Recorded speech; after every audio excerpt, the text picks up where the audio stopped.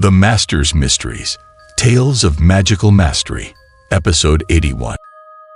Speaking of it, a warm and hospitable old man who had been serving food and drinks to the three suddenly changed. He secretly poisoned their food, but fortunately, it was discovered by Ahuo. Otherwise, the three would have already met their end. Why are you trying to harm us? At this moment, the three people noticed that the old man's body was hunched, his voice became sharp and low, and his appearance was completely different from before. Hurry, speak up, don't force me to make you regret it. At first, they thought the old man might be possessed by an evil spirit, and because they were concerned about injuring him, they didn't take action. All right, come on. Are you afraid of hurting this old man? However, this old man became increasingly strange. Not only was his voice extremely grating, but he also acted arrogantly. Do you want to try? Be careful, don't act impulsively. Liao Fengyi grabbed the old man, intending to stimulate his Badhui acupoint to force the evil spirit out of his body. However, he never expected that when he pulled the old man's clothes, he would see such a scene. The old man's belly had actually been hollowed out, and there was a large hole inside filled with bloody and blurry flesh. Upon closer inspection, there was even a strange old hedgehog inside. How could this happen? It's a human trap. It turned out that the old man had already been murdered and was now being used as a human trap to harm others. Don't run. Just as Liao Fengyi was stunned, the large hedgehog suddenly burst out from the old man's body. Black Fox reacted quickly and chased after it with a swift step. At this moment, the most difficult thing for Liao Fengyi was to accept that the old man he had saved had met such a tragic end due to his own actions. He couldn't help but wonder if he was actually helping or harming people. Fengyi, let's go catch that old hedgehog.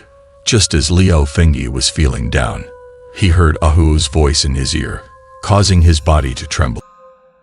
As for Black Fox, he had just chased it for a few steps when the situation reversed.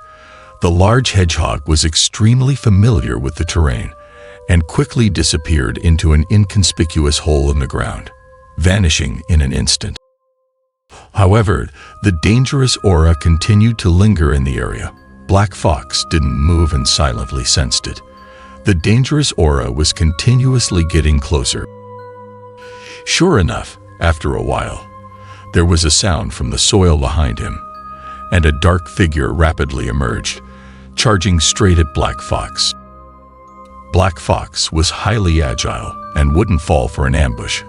When the creature approached his body, he swiftly dodged the attack and swung his spirit fox sword at it. Due to the malevolence of the spirit fox sword, Black Fox didn't reveal its sharp edge, but its power was still considerable. The creature let out a scream and quickly burrowed underground once again. Well, be careful. There's something underground. At this moment, Liao Fengyi and Xiaodi also rushed over. Hearing that there was something underground, Liao Fengyi and Xiaodi became nervous as well. However, looking around, all they could see was the green grass, with no visible signs of anything. Here it comes, behind us. Not being able to see something doesn't mean that danger doesn't exist. Soon, Liao Fengyi noticed several protrusions in the ground. These protrusions rapidly slid toward them, forming an encircling formation as they rushed forward. When they reached the three of them, the protrusions suddenly jumped up, and from beneath the grass, several black figures shot out, extending their sharp claws and pouncing fiercely. Starting with Liao Fengyi, when he saw the sudden change in front of him, he kept his gaze fixed on the creatures beneath the grass. When the three creatures shot out, he quickly evaded their attacks with a swift leap. Seizing the opportunity, he spread his legs apart and kicked two of the creatures that had come close, sending them flying. But at that moment, the creature behind him also approached. Liao Fengyi didn't have time to turn around, so he kicked the creature away with a powerful backward thrust. As for Xiaodi, she swung her whip frantically, creating a wall of water that made it difficult for the creatures to get close. Xiaodi's whip was long enough, and whenever she saw an opportunity, she aimed directly at her targets. The creatures cried out in pain and dodged her whip's attacks. Among the three, Black Fox was the one who acted most ruthlessly, but at first, he didn't rush to attack. Instead, he allowed the creatures to approach him, perhaps thinking that Black Fox was weak. Then, several more creatures charged forward. But they were mistaken. When Black Fox's body moved, it was all lethal strikes. A cold wind blew, and in an instant, Black Fox found himself surrounded by a dazzling cold light. In the blink of an eye, those creatures that had surrounded them were all covered in blood and screaming as they fell to the ground. These creatures are exceptionally cunning because they suffered losses earlier. They fell to the ground and quickly burrowed under the grass. You three are indeed skilled. Just as the three were catching their breath, they suddenly heard that unbearable high-pitched voice.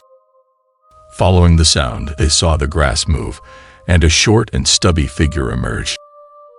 However, in front of me, at first glance, this creature was covered in spikes, and the three initially thought it was a giant hedgehog, but upon closer inspection, they realized it was a short man. You are not enough to deal with me. As soon as he emerged, this individual locked his fierce gaze onto the three.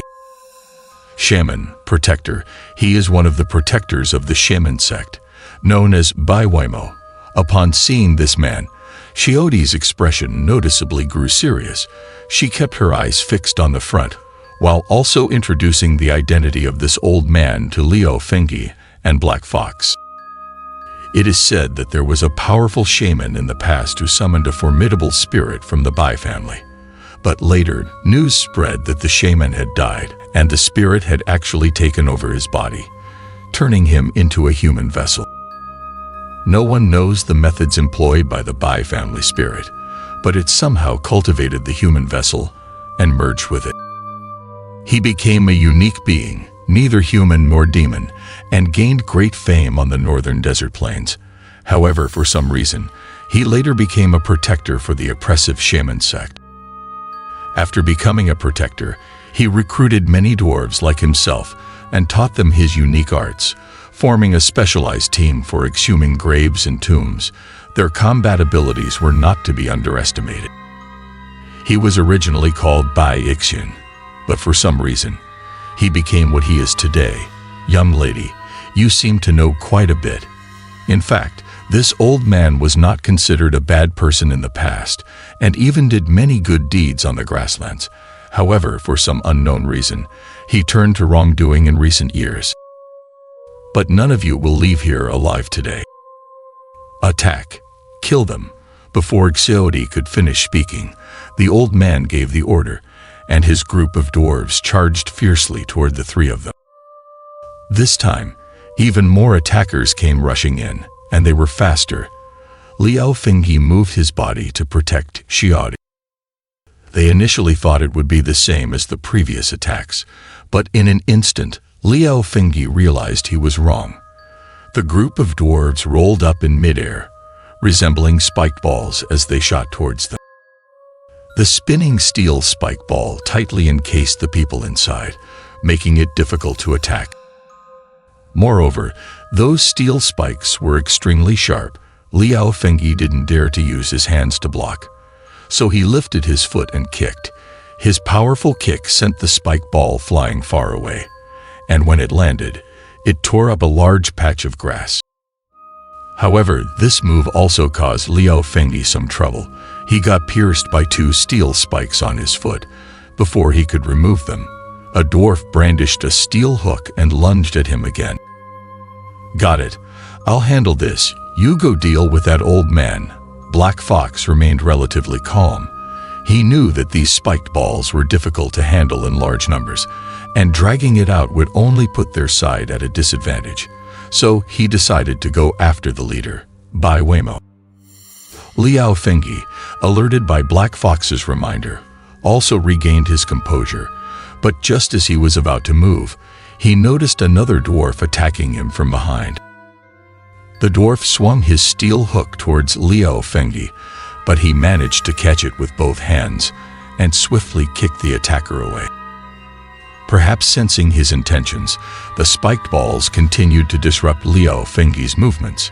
In no time, several more spiked balls were closing in, and this time, Liu Fengyi didn't try to block, but rather crouched down to avoid them. At the same time, he reached for his waist, and several streaks of golden light quickly shot toward Bai Weimo.